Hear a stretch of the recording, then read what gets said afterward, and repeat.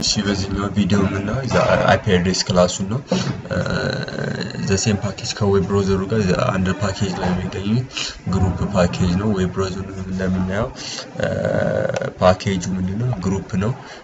ሶ ሁለቱ IP address እና ዌብ ብራውዘር ተመሳሳይ ፓኬጅ ውስጥ ነው ያሉት ማለት ነው እሺ እዚህ ጋር ምንድነው ፐብሊክ ክላስ IP address ነው እዚህ ጋር ምንድነው ክላሱ ይፈጠራል ፐብሊክ ነው ሶ በፓኬጅ ውስጥ አክሰሰብል ነው ማለት ነው ይሄ ክላስ ማለት ነው ስለዚህ ፐብሊክ ውስጥ IP address ውስጥ ምን ፈጥረናል ፖርት እና ሆስት ፈጥረናል ሶ ሁለቱንም ፕራይቬት የተጠቀምነው ፕራይቬት መጠቀም ተጠቀሙ በሌላ ክላሶች እነዚህ ፖርት እና ሆስት አክሰስ በሚደረግበት ጊዜ ቫልዩአቸው እንዳይቀየር ይረዳናል ማለት ነው ሶ ስትሪንግ እና ፖርቱ እና ሆስቱ በፕራይቬት ዲክላር ስለተደረጉ አክሰስ ልናደርጋቸው የምንችለው በሚውቴተር እና በአክሰሰር ሜተድ ነው ሶ ጌት ፖርትስ ምንድነው አክሰስ ለማድረግ ወይ ቫልዩ ለመውሰድ ወይ ቫልዩ በሌላ ክላስ ውስጥ ለመጠቀም ከፈለግን ፕራይቬት ስለሆነ የግድ ሜትር መጠቀም አለብን ማለት ነው ጌተር ሜትር መጠቀም ስላለብን ይሄን ሜትድ እንጠቀማለን ጌት ፖርት የሚለው ማለት ነው ይሄ ደግሞ ፖርቱን ሴት ለማድረግ ያገለግለናል ጌት ሆስት ደግሞ ሆስቱን በሌላ ክላስ ውስጥ ሆስቱን ከፈለግን ወይ አክሰስ ማድረግ ከፈለግን ይሄን ሜትድ እንጠቀማለን ሴት ሆስት ደግሞ ሆስቱን ሴት ለማድረግ ያገለግለናል ማለት ነው እዚህ ጋር ኮንስትራክተር አሉ በIP address ውስጥ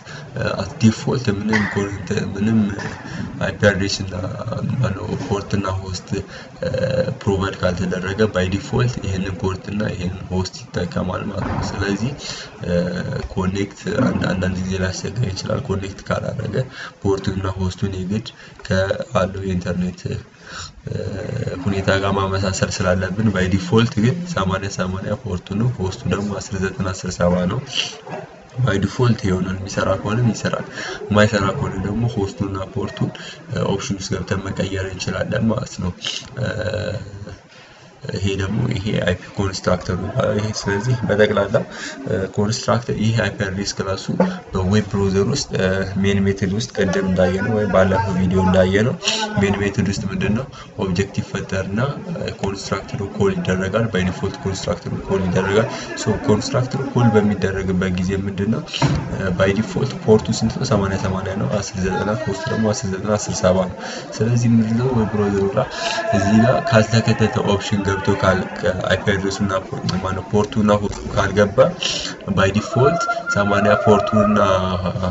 ሆስቱን by default እነዚህን ያስቀምጣል ማለት ነው ስለዚህ ካላስገባን እነዛን ይጠቀማል IP address የሚጠቀማቸው እዚህ ጋር ፕሮቫይድ የተደረጉትን ስትሪንጎች ነው ማለት ነው የሚጠቀሙ በጠቅላላው የIP address ክላስ ይሄን ይመስላል ብዙም ግራ የሚገባ ነገር የለም እንደምናውቀው ይሄ አክሰሰር እና ሚውቴተር ሜተድ ነው እዚህ ጋር ኮንስትራክተሮች አሉ ፖርት እና ሆስት የሚል ፕራይቬትሊ ስትሪንግ ፈጥረና ይሄን ይመስላል በሚቀጥለው ቪዲዮ ደግሞ የቀሩትን ሁለት ክላሶች እናያለን ማለት ነው ጥቅማቸውን እናያለን